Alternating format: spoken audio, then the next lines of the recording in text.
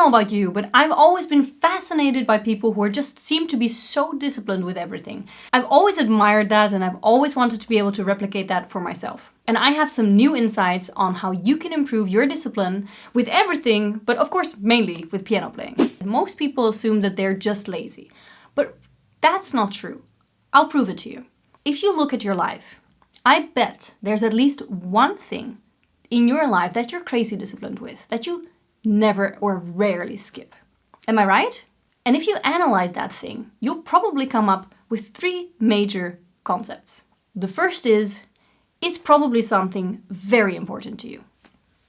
Now, I know somebody that is incredibly disciplined with tidying their house, and I just wish that I had that kind of discipline to tidy my house. But if I'm truly honest with myself, tidying my house does not come anywhere close to the top of my very long priority list. And that's the thing, I tend to be disciplined with a lot of things. But since tidying is nowhere close to my priority list, I am just going to not be disciplined with that. At the end of the day, if I have half an hour to watch Netflix, I'm going to do that instead of tidying. So, number 1, it has to be really important to you.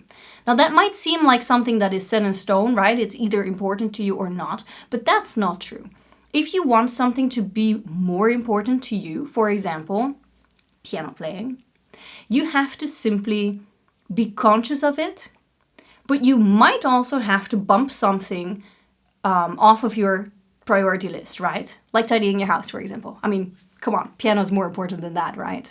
So what I'm saying is you might have to reorganize your priority list in order to become more disciplined at piano playing or whatever else you want to be more disciplined at. The second thing I think is the most important, the most essential thing to being disciplined. Whatever you want to be disciplined with, it has to become a habit. And how do we build new habits?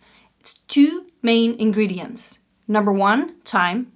You have to be patient. I know. It's difficult sometimes. And number 2, you have to do something consistently for a certain amount of time. So that's why you need time.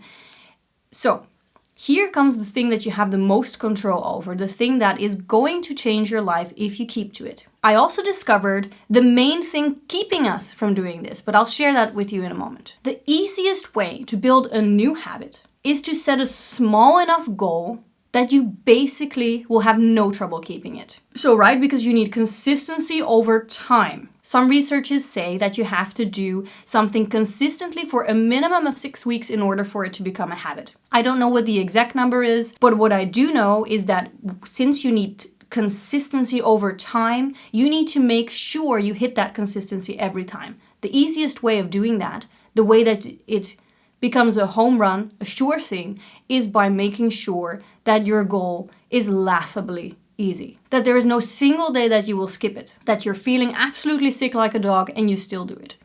So that can be 5 minutes. Dimitar and I have always kept to 15 minutes. A lot of you know that Dimitar is a successful published composer, but he hasn't been composing very long. And the first time that he started composing, he actually started 15 minutes a day. And he kept an Excel file in which he tracked if he kept to those 15 minutes a day every single day. Now, this composing was incredibly important to him, and he did a small amount every single day, 15 minutes a day, and he barely ever skipped. It became such a habit that over time he was able to increase that minimum amount, so the laughably easy amount, to 1.5 hours a day. But that took time. Even if you say, like, I can't start with 5 minutes, I want to actually become good at piano, 5 minutes is not enough. 5 minutes is not set in stone. It's to get you started. It's to build a habit. Now, this is a little bit abstract, but I think the best way to illustrate it for me has always been something physical, like sports, and the best even, the gym. For example, when you've never entered the gym before, you've never done bench press before, you cannot put 40 kilograms on the bench press. You will kill yourself, right? So you have to start really, really small. For example, just the bar. Don't even put weight on it. By the way, the bar already weighs 20 kilograms.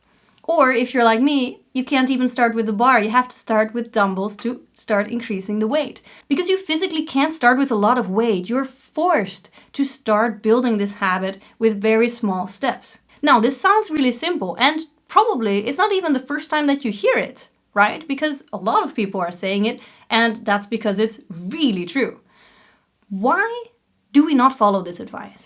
I recently discovered this because of a book that Dimitar is reading. It's called Ego is the Enemy by Ryan Holiday.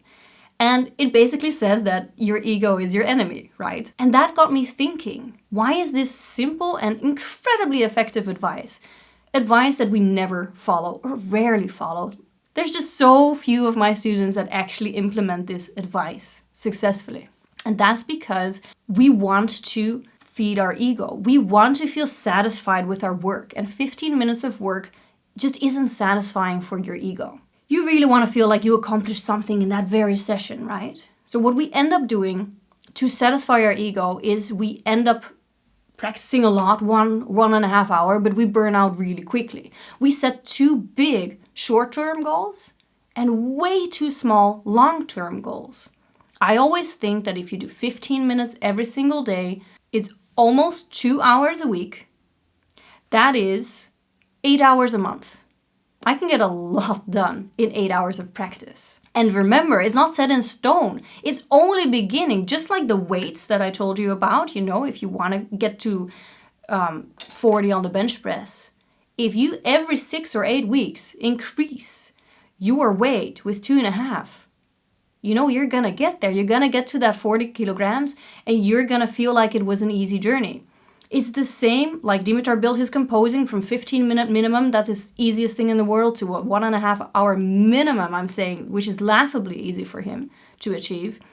He built that, you know, he actually built it naturally over time. It came natural to him, which is what you can do, but you can also say every 6 to 8 weeks, I want to increase 5 minutes.